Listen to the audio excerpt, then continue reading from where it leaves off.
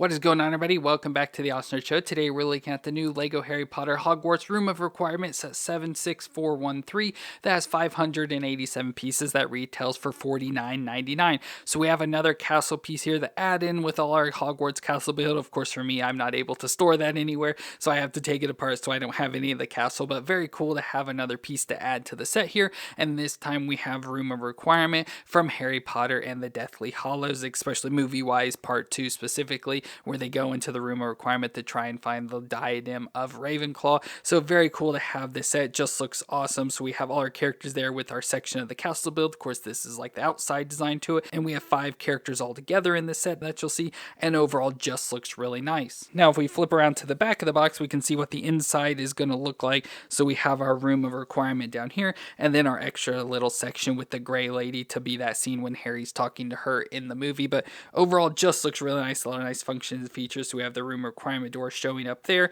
and then like I said, our separate little sections, and then the Fiendfire snake as well. So just looks pretty cool. Of course, this is a different setup for the room that you'll see and stuff here. You can just spread out all the stuff that comes in the set, but overall it is a really cool set that I'm excited about. I really enjoyed the set and all the little features and details and stuff they put into it. But overall, another good set to add to our castle build. So let's go and look at the set, starting with the minifigs. So here are the 5 minifigures, and they'll be, as I mentioned, in the design from Deathly Hallows Part 2. So I'll start with Harry. So Harry's in his oldest version, so he's gonna have the folded out legs and all that stuff. So it looks like Harry, it has sort of the swept over hair. He had shorter hair in the movie, but still has a little bit of longer hair with the swept over. Of course, you can see the scar up there on his forehead, kind of hidden under the hair, his glasses, and he has a smile on his face. And out on the back, we have pretty of an angry face there, so have to always have an angry, angsty face. And then we have his outfit he's wearing in the movie. So it's the light blue shirt with the blue zip-up hoodie over it, with a tan jacket on over the top of that, and then he just has blue jeans and his wand. And then we get Hermione, very similar to Harry. Of course, they come into the castle from outside, so they're wearing just street clothes. So we have Hermione there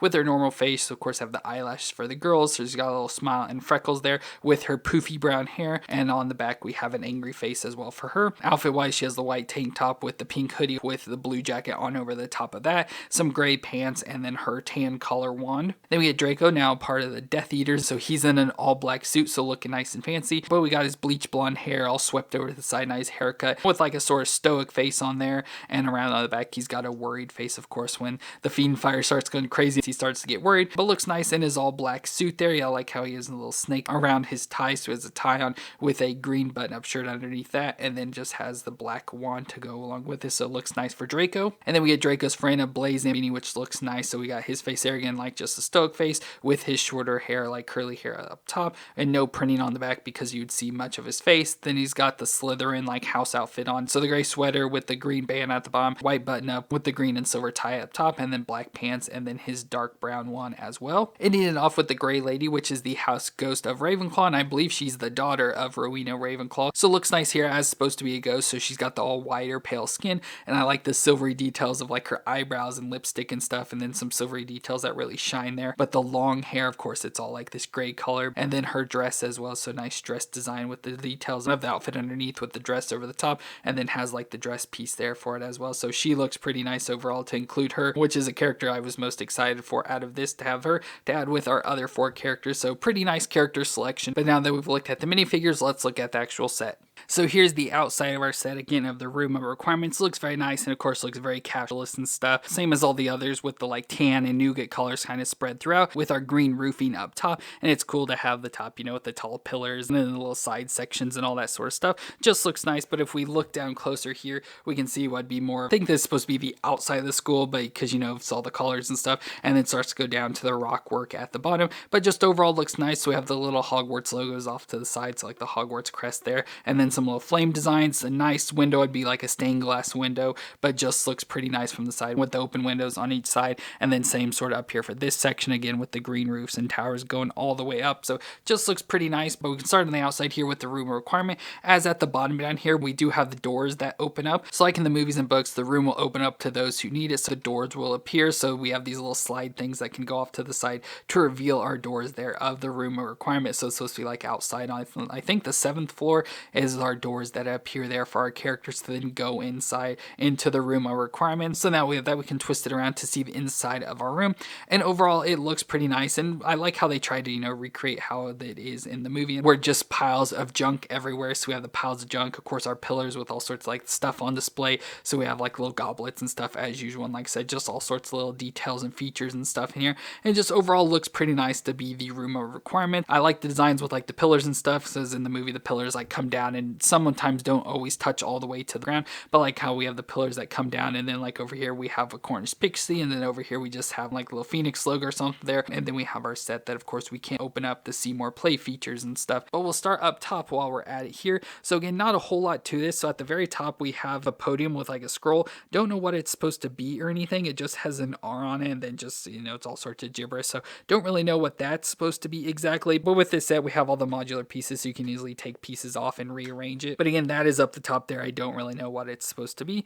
But then we come down to the next section, which it has like a sink design in here. So I don't really know why that's there, but in all the pictures and stuff, it's supposed to be where the gray lady is. And if you remember the movie, Harry runs off to try and find her to ask if she knows where the diadem is, her mom's diadem. And she kind of tells the story of Tom Riddle or Voldemort, you know, getting it from her and then corrupting it and stuff. So we can kind of recreate the scene with the gray lady up here and Harry talking to her again, trying to get that information. But in it, she's just kind of in like an open like courtyard like area. There's no bathroom or anything, so I don't know why we have a sink there in the back, but we do have that. And like I said, just from the pictures on the box and stuff, you can recreate that scene of Harry talking to her. So that's all that upper section's really supposed to be. And with that, we can take off the upper section here to be able to open up our room of requirements. So we can just, like I said, modular wise, just take the sections off here. And then with this, we do also have to remove this beam section here, and that will allow room to open up here for us. So here we have the open room of requirement again, like I said, with all the little stacks of garbage and rubbish and all sorts of stuff around there, and our pillars. We have like the lights there to light up our goblets and stuff. And then there's these clear sections here. I don't know what they're supposed to be, if they serve any function besides like stability,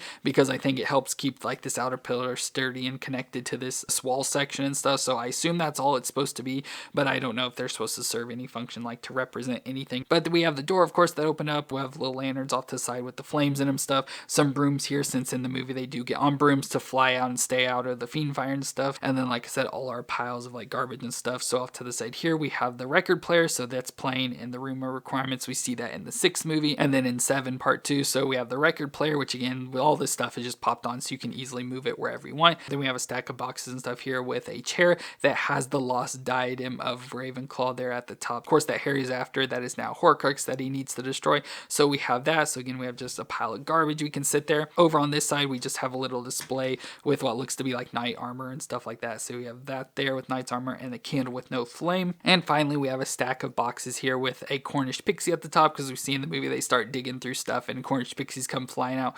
So we have that. We have a little storage section here that you can put the diadem in, because I think Harry hides it in a chest, so you can probably hide in that, and it shows that in a picture on the back. And then also up in the chest here, if we open it up, we do also have one of the teeth of the basilisk that they used to destroy the diadem, so you can have that out and give it to a character, so Harry can have the basilisk fang there as well. So very cool to have all this stuff. Like I said, it's not like the best thing ever, you know, it's just another one of the rooms. I like how it's when it's all compacted and have all the stuff stacked up, but just having it where everything's sitting out kind of like this and stuff, you know, it doesn't really fill out or make it feel too much like the room requirements. Like, it carries off the overall look, just doesn't carry it off perfectly, but it's a fun little set at least. So overall, I do like having this, you know, like I said, at least it does carry off the look well enough to be like, oh, this is definitely the room requirement. Now with this, we do also get the fiend fire serpent. So we have just this little buildable serpent, so it has like the basilisk head on the end of it there, and then it's just these all orange pieces there to like it look like the fire snake. So in the movie, the fiend fire is cast by Crabbe or Goyle, whichever one it is that's remaining in the movie, and he casts it and it starts burning all the stuff in the room of requirements, and so they have to escape. So Harry, Ron, and Hermione jump on brooms to fly out, and on the way out they end up saving Draco and Blaise, so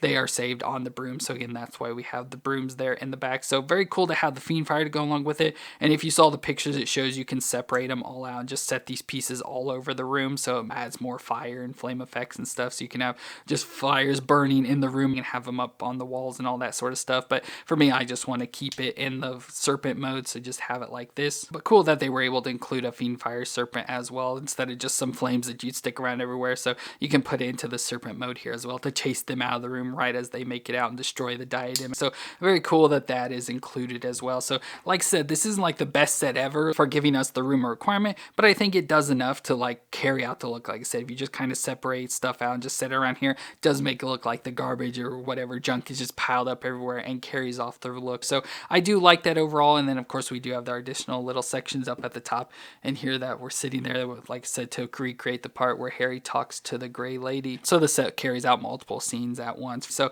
pretty decent set overall. Like I said, I can't really complain too much. Like I said, it's not the greatest set ever, but I do really enjoy it. So I don't really have too many complaints with it. And I like all the character selections. Like I said, we're only missing Ron and then, like I said, Crabbe or Goyle, whoever it is. But I like that we got at least 4 of the characters from the scene and then the Grey Lady thrown in there as well. So overall, a pretty cool set. Add another set to our LEGO Hogwarts collection. But let me know what you thought of the room of requirements down in the comments. If you enjoyed my review, let me know, thumbs up. But I want to thank you all for watching. I hope you all stay awesome out there, and I'll see you in our next review.